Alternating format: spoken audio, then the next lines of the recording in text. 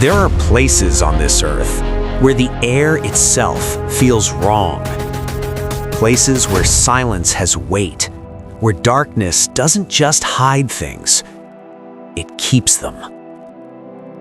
The Trans-Allegheny Lunatic Asylum was built to heal the broken minds of America, but what it created was something no architect ever designed and no doctor ever dared explain.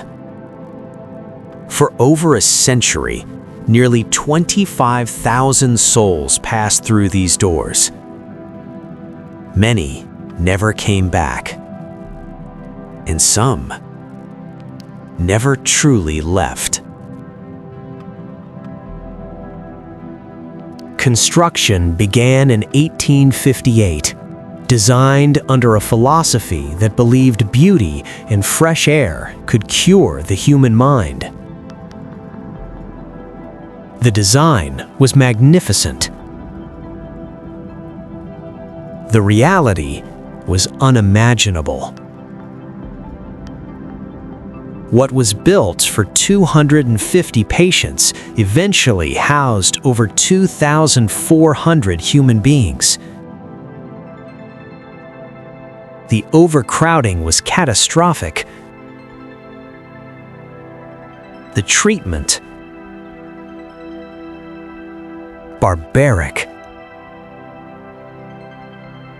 Lobotomies, ice water immersion, electroconvulsive shock administered without anesthesia. The walls absorbed every scream. And according to those who work here now, the walls have never stopped replaying them. The most chilling presence reported within these walls is not a former doctor, not a warden, not an orderly. It is a little girl. Investigators, staff, and tourists have encountered her in the same location, Ward 2, near the old stairwell, for decades. They call her Lily. Those who have seen her describe a child of roughly 9 years wearing a white dress, standing completely still, watching. Security footage from 2019 captured a small figure crossing the hallway at 3:17 in the morning. There were no children in the building that night. There were no children in the building for over 40 years. Investigator Sarah Voss has spent 11 years documenting paranormal phenomena across 34 states. She describes the moment she stepped into Trans-Allegheny for the very first time. The building pushes back. You feel it the second you cross the threshold, like walking into a room where an argument just ended. Her team sets up 17 cameras across 6 wards. Empty hallways, empty rooms, empty stairwells. Everything still. By the second hour of investigation, not one camera feed would remain undisturbed.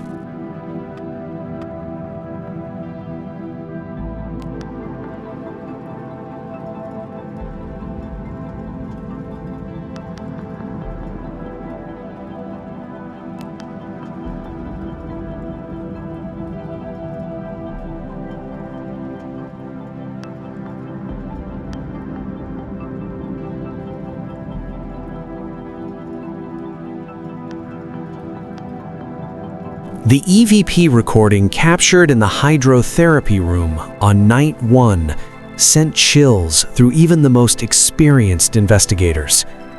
When investigator Marcus Dean asked aloud, "How long have you been here?"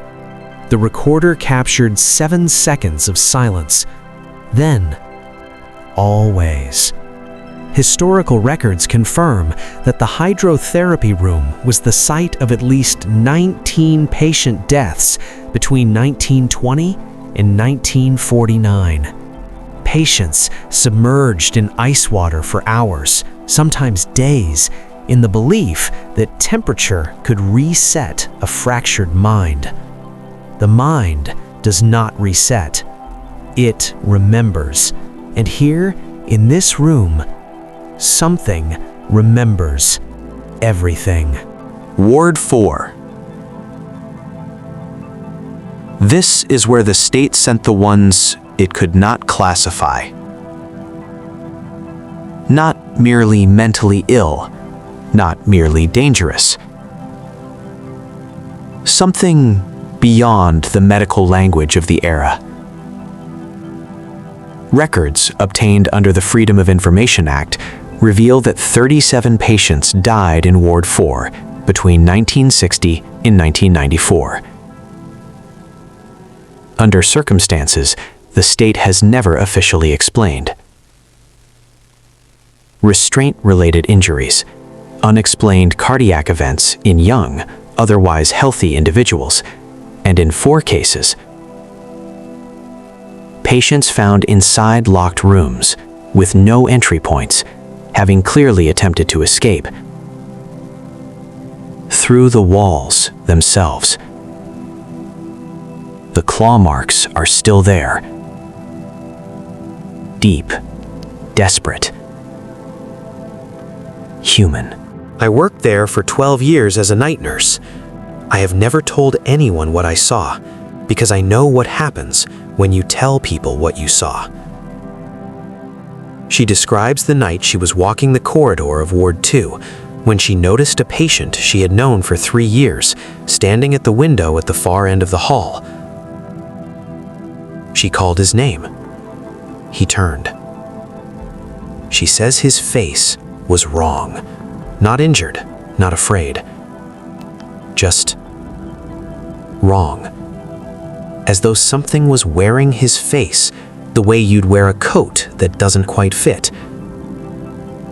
She found him in his locked room 14 seconds later, sedated, sound asleep. Physically impossible to have moved that fast. I handed in my resignation the next morning. I have not slept a full night since. Night 3, 2:54 in the morning. The moment that ended the investigation. Every camera in the building simultaneously loses signal. For 11 seconds. 11 seconds. When the footage returns, the team is in the same position, every member standing exactly where they were. But Sarah Voss is facing the wrong direction. Facing away from her team, toward the darkness at the end of the corridor, flashlight off, arms at her sides. She has no memory of turning around. She has no memory of the 11 seconds at all.